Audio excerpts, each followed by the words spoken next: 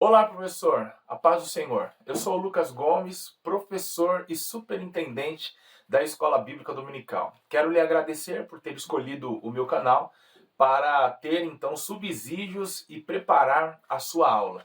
Chegamos a de número 3 neste segundo trimestre de 2022 e ela terá por título Jesus, o discípulo e a lei. Se tudo aqui fizer sentido para você, eu lhe convido a compartilhar este vídeo com outros amigos, curtir, é muito importante a sua participação. E se você tiver alguma dúvida, você poderá me chamar aí, pois na descrição e também no seu vídeo aparece o meu número de telefone. Aproveitando que o número aparece para você, eu quero te convidar para fazer parte do grupo do WhatsApp Sala dos Professores EBD, onde semanalmente alguns professores de todo o Brasil e eu nos reunimos para discutir acerca da lição, compartilhar materiais e eu tenho certeza que será útil para o seu crescimento espiritual e também para as suas aulas. Se tentarmos entender rapidamente o que são leis e tradições, poderemos chegar à seguinte conclusão: as leis são mecanismos criados pelo Estado ou a sociedade contra os rebeldes, contra os infratores. É uma forma de estabelecer uma organização social. É uma forma de domar os homens. As tradições, por sua vez, elas trazem identidade a um povo. Elas é quem delimitam as características de uma sociedade. Quando nós olhamos para a Bíblia, nós vamos encontrar em Provérbios 22 e 28 o seguinte texto: não removam os marcos antigos que seus pais fizeram. Se nós primeiramente tentarmos entender esse texto e a sua mensagem para aquela época, os marcos aqui eram como que cercas. Imagine um terreno ou um território, ele precisa então ser delimitado.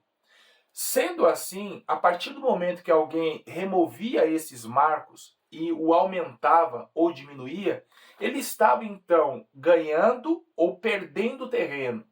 E no caso de avançar, ele estava invadindo a propriedade alheia. Então, não remover marcos era entender que você podia ir até aqui, era entender os limites. Quando a Bíblia nos diz para não removê-los, aplicando aos dias de hoje, é nos fazendo entender que nós temos limites. Ou seja, a Bíblia também nos estabelece, nos orienta até onde nós podemos ir, o que nós devemos fazer e o que nós não devemos fazer. Norman Geisler nos diz que o cristão jamais deve olhar para a sociedade e, a partir dela, orientar-se por suas leis ou tradições. O cristão deve olhar para a Bíblia. Por quê? A partir do momento em que as leis dos homens estiverem de acordo com as leis de Deus, jamais o cristão será visto como um infrator das leis dos homens, porque ele segue as leis de Deus. Agora, todas as vezes que as leis dos homens estiverem contra as leis de Deus, o cristão será visto como um infrator. Observe que ao longo da história da igreja, os cristãos foram perseguidos porque não quiseram se moldar às leis humanas. Na verdade, isto é cristianismo. É servir a Deus de acordo às suas leis e tradições bíblicas. Jesus também enfrentou a oposição por não querer se adequar às tradições e leis humanas, e sim seguir as tradições e leis divinas. A grande verdade é que a discussão entre fariseus, saduceus e o próprio Jesus é que Jesus ele estava plenamente de acordo às leis de Moisés. E por que ele então enfrentou o problema com fariseus e saduceus, uma vez que estes eram grupos que ensinavam a lei de Moisés? Então não era para este conflito acontecer. A questão é que os fariseus eles colocavam as suas tradições acima da lei de Moisés. Para você entender melhor, imagine que aqui está o mandamento e esta revista é a lei. O que os fariseus fizeram? Eles criaram cercas ao redor da lei para impedir que as pessoas quebrassem a lei. Então, a partir do momento em que as pessoas ultrapassavam as cercas, ou seja, as tradições, os costumes, ainda que tivessem quebrado os costumes, ainda que tivessem quebrado as tradições, ainda não teriam quebrado as leis. Então, as tradições eram uma forma de proteger o mandamento. Eu vou lhe dar um exemplo mais específico. A lei nos diz no livro do Levítico que os judeus eram proibidos de comer certos tipos de animais. E havia a classificação entre animais puros e animais impuros. Os fariseus criaram um costume. E qual era? Lavar as mãos antes de comer. Porque eles entendiam que no dia a dia as pessoas poderiam ter tocado em alguma coisa impura, as mãos se tornado impura, ao tocar no alimento que era puro, eles transmitiriam a impureza para o alimento e ao ingerir, eles se tornariam então impuros. É por isso que criou-se o hábito de lavar as mãos. Até aí não tem problema algum. Agora a questão que passa a ser condenada por Jesus é que eles já puniam os infratores dos costumes, das tradições, como se eles tivessem quebrado a lei, como se eles tivessem quebrado o mandamento. Isso nós vamos encontrar em Mateus capítulo 15, quando os discípulos são vistos pelos fariseus fazendo suas refeições sem lavar as mãos. E aí os fariseus então interrogam Jesus: os seus discípulos não lavam as mãos antes de comer? Ou seja, ali eles estavam condenando a ação dos discípulos por não lavarem as mãos, sendo que não deveriam ser condenados. É por isso que Jesus responde dizendo que o que contamina não é o que entra. Jesus está querendo dizer com isso que ainda que a impureza das mãos fosse transmitida para os alimentos e estes, ao serem ingeridos, não contaminariam aquele que estava o comendo. Mas Jesus diz: o que contamina é o que sai. Ou seja, eles faziam uma interpretação e uma aplicação errada da lei. Eles se importavam mais com o que entrava do que com o que saía dos homens. E Jesus, então, os condena por infringirem as leis. Então perceba que este duro debate entre Jesus e fariseus se dava porque Jesus era um defensor das leis. E fariseus, saduceus e religiosos da época eram defensores dos costumes. Com isso aqui nós entendemos, e você pode levar isso para a sala de aula, professor, que os costumes jamais poderão estar acima das leis de Deus. Com isso eu quero responder a você a primeira pergunta que fiz. Até que momento as leis e tradições devem ser obedecidas? Até o momento em que não infringirem as leis de Deus. Nós ficamos com a lei de Deus e não com as leis dos homens. Um exemplo, por exemplo, me perdoe a redundância, mas um exemplo é o aborto. Em muitos países já foi liberado. E as Sagradas Escrituras, de Gênesis a Apocalipse, em momento algum, nos orienta ou nos permite fazer isso. Então, aqui está um exemplo de leis de homens que são contrárias às leis de Deus. Outra questão muito debatida é o sábado. Se Jesus o quebrou ou não. Porque no entendimento dos fariseus e saduceus da época, Jesus quebrou o sábado. Porque ele curava, purificava leprosos neste dia. E por isso ele foi visto como um infrator da lei de Moisés. Primeiro entendamos como começou esse costume. Deus, ele criou todo mundo e a humanidade em 6 dias, e diz a Bíblia que no 7º ele o santificou e descansou. Mas observe que no Gênesis diz que ele descansou da obra que tinha feito. Não quer dizer que Deus deitou em uma rede, pediu uma água de coco, um querubim para abaná-lo, e então ficou todo o 7º dia sem fazer nada. A Bíblia nos garante no livro dos Salmos que o guarda de Israel ele não dorme nem tosqueneja. Isso quer dizer que ele não para momento algum. Como entender o descanso de Deus no 7º dia? Eu vou dar o seu exemplo. Certamente você que está me assistindo nesta hora trabalha durante a semana e aos finais de semana, que seja no sábado ou no domingo, e ainda que não sejam aos finais de semana, mas pelo menos um dia na semana é a sua folga. Eu cresci ouvindo a minha mãe dizendo que uma dona de casa, ela trabalha mais em casa do que fora, porque tem que lavar, passar, cozinhar. Logo, esta mesma dona de casa, ou você, irmão, está de folga do trabalho da semana, mas em casa você ainda está em atividade. Não quer dizer que você não está de folga porque está trabalhando em casa, mas eu repito, você está de folga do trabalho da semana. Foi exatamente isto que Moisés, ao escrever o Gênesis, quis nos explicar. O descanso aqui de Deus se deu porque ele não criou mais, certo? Ele não fez mais o que estava fazendo até o sexto dia. No sétimo ele parou, mas ele estava em atividade. Porque o momento em que Deus parar, imagine o que acontecerá com a humanidade. Ela estará à mercê de Satanás. Então, o próprio Jesus disse assim: meu pai trabalha até agora e eu trabalho também.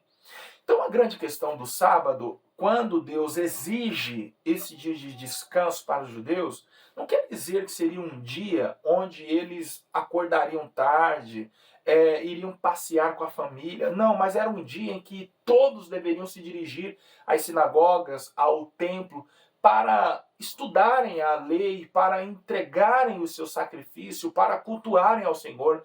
Então, durante a semana, eles estavam livres para cuidar dos seus interesses. Mas no sábado, eles deveriam cuidar dos interesses de Deus. É o que os fariseus e saduceus não entendiam. Que no sábado, Jesus estava cuidando dos interesses de Deus.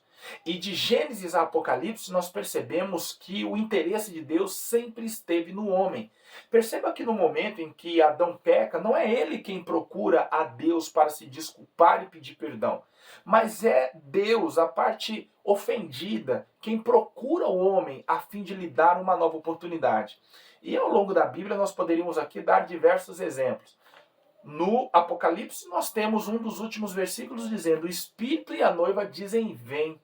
Ou seja, é o Espírito mais uma vez, parte de Deus mais uma vez, o interesse pelo homem. É ele quem convida, é ele quem vai atrás, é ele quem salva. E não um homem que por si só, por suas próprias forças, busca a presença do Espírito Santo. Então Deus sempre teve interesse no homem. Então curar no sábado, libertar no sábado, operar milagres no sábado, ali Jesus estava cuidando daquilo que interessava ao Senhor. E por isso ele não estava quebrando o sábado. E segundo, sendo ele o próprio Deus, ele estava então revelando, demonstrando todo o seu interesse no homem. A grande questão aqui, mais uma vez, como eu disse anteriormente, os políticos e religiosos da época supervalorizavam as tradições em detrimento da lei. E isto é estar em desacordo com as Sagradas Escrituras. O segundo tópico nos diz: a letra da lei, a verdade do Espírito, eu ia dizer santo, mas é a letra da lei, a verdade do Espírito.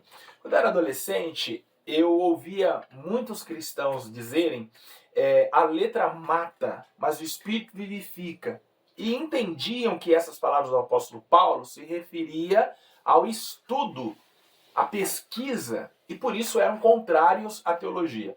Era normal ouvir um pentecostal dizer assim: eu não tenho teologia, mas eu tenho joelologia, ou joelho no chão, jejum e oração. Entendiam que era o suficiente. De fato, a oração, o jejum, a leitura bíblica resolve muita coisa. Mas a teologia, ela vem para auxiliar. E nunca que a teologia apagará o fogo do Espírito. A grande verdade, e essa frase não é minha, não digo o nome do autor por não conhecê-lo, mas a verdade é que a teologia, ela não apaga o fogo do Espírito, mas ela apaga o falso fogo. Este sim, a teologia apaga. Mas nos voltemos aqui a essa questão da letra da lei. Primeiro, vamos entender o conjunto de mandamentos. No total, eram 613 mandamentos. Para te explicar de uma forma bem simples e objetiva, os 10 mandamentos é como se fossem aí o beabá da lei de Moisés. Ou seja, era o resumo de 613 mandamentos. Estes eram divididos em 365 proibições e 248 permissões. As 248 permissões, não se engane, não era aquilo que você poderia fazer, mas era aquilo que você deveria fazer. Então, durante 365 vezes, a lei de Moisés dizia, não faça. E 248 vezes, a lei de Moisés dizia, você deve fazer. Então, descumprir quaisquer destes mandamentos significaria, então, que você acabou de se tornar descumpridor de toda a lei. É o que nos informa Tiago na sua carta. Então, não bastava o homem... o que isso queria dizer? Isso queria dizer que, tal qual aquele que adulterou como aquele que matou, ambos teriam o mesmo fim. E qual era ele? A morte. Esse mesmo conjunto de 613 mandamentos, de 613 leis, era dividido em 3 partes ainda.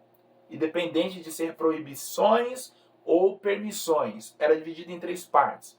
Leis civis, leis cerimoniais e leis morais. As leis civis ou as leis da sociedade, podemos dar aqui como exemplo o não matarás, o não roubarás. Eram leis que regiam a sociedade no dia a dia, ok? O segundo conjunto de leis, as leis cerimoniais, eram as leis referentes ao culto.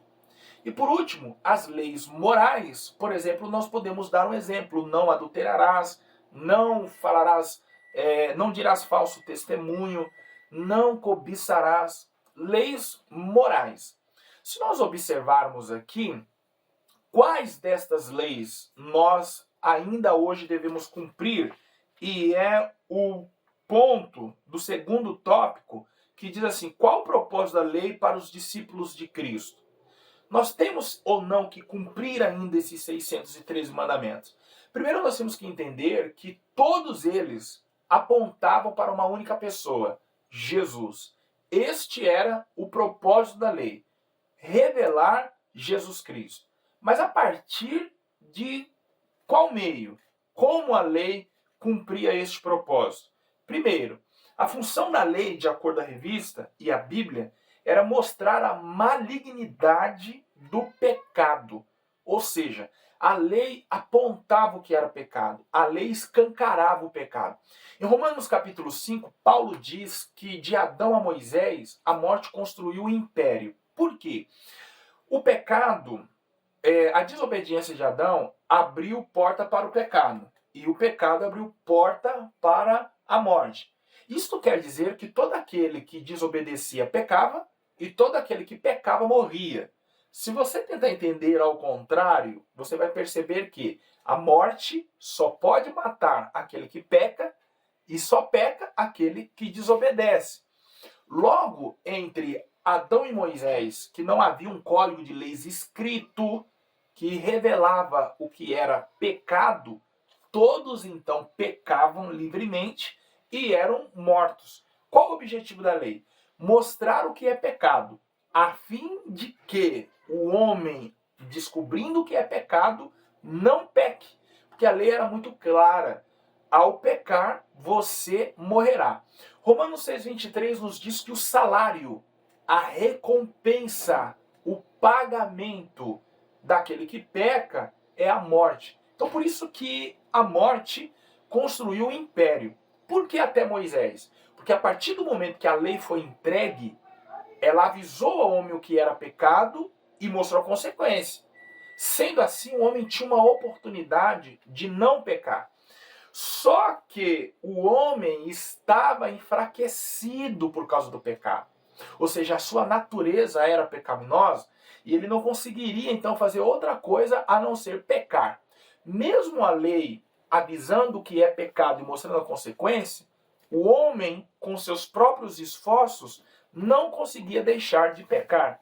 Aí a lei revela o seu segundo objetivo, ou seja, mostrar a impossibilidade do homem salvar-se sozinho, sem a ajuda de alguém. Porque ele não conseguia fazer outra coisa a não ser pecar. Uma vez que pecava, ele morria. Então a mesma lei que mandava matar providenciava um substituto. E quem era este? O cordeiro. Através de um sacrifício, o animal então assumia o lugar do pecador diante de Deus no julgamento. Então não era o pecador quem morria, era o próprio cordeiro quem morria no seu lugar. Levítico capítulo 1 diz que o pecador ou o ofertante tinha que estender as mãos sobre a cabeça do animal, no caso a mão direita, e a explicação que temos para isso é que naquele momento haveria uma transferência de culpa e o cordeiro então morreria no seu lugar. É claro que o escritor aos Hebreus nos diz que esse sacrifício ele era ineficaz no que tange ao tirar a consciência de pecado do infrator. Este animal, o seu sangue, expiava o pecado, ou seja, cobria. Isso significa que no momento em que alguém pecava, a ira de Deus se acendia e na sua justiça exigia a morte do pecador.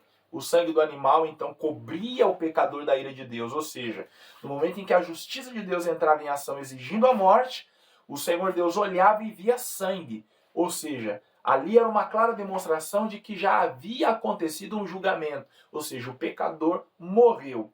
Só que este sacrifício, ele era ineficaz e a providência que a lei dava para o pecado também era ineficaz, que no caso aqui o cordeiro, o sangue do animal, porque o escritor aos Hebreus explica que não tirava a consciência de pecado, ou seja, a vontade de pecar, o desejo de pecar. É por isso que ao sair do altar após um sacrifício de perdão, o pecador ou o infrator pecava de novo e ele tinha que voltar com outro animal para o altar. Então a lei, ela apontava para Jesus porque agora ela começa a mostrar ao homem a necessidade, certo, de um único sacrifício. E Cristo é aquele quem vai realizar este único sacrifício.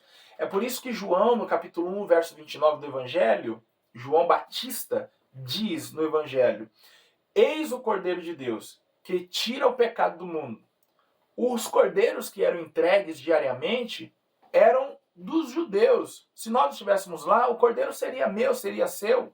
Enfim, este cordeiro pessoal, ele não tirava o pecado, ele cobria. Mas o de Deus não somente cobre, mas ele tira o pecado do mundo. E glória a Deus por isso. Então Jesus, o que ele fez com a lei? Ele deu o seu real sentido. Jesus, ele deu significado para a lei. Enquanto os fariseus a usavam para explorar o povo. Eles atavam fardos pesados, ou seja, através das suas tradições, dos seus costumes, eles obrigavam o povo a fazer coisas impossíveis, certo? Coisas que eles mesmos não cumpriam. Então, enquanto os fariseus usavam a lei para explorar o povo, Jesus, através da lei, ensinava e demonstrava o real sentido da lei.